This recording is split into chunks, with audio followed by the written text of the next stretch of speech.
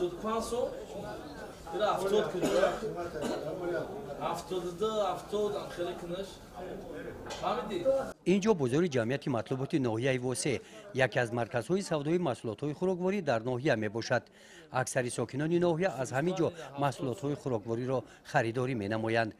در عرفه عید رمضان با مقصد با نظام معین درآوردن نرخ و نوع محصولات خوراک و پیشگیری بلندشوی محصولات نیاز اهالی با پیشنهاد مقامات اجرایی حاکمیت دولتی ناحیه کمیسیای صلاحیتناک تشکیل گردیده با تاجران و فروشندگان محصولات ها در این موضوع ملاقات می نمایند. در هیئت کمیسیه امام خطیب ناحیه از پیش از خفای او جانشین رئیس ناحیه و دیگر کارمندان از مرکز دولتی سانیتری اپیدمیولوژی، کمیته اجرایی حزب خلقی دموکراتی ناحیه، نمایندگان بخش کار با جوانان و ورزش فعالیت یکجایی میبرند. مقصد که 15 سوم سرکردی خیلی داری.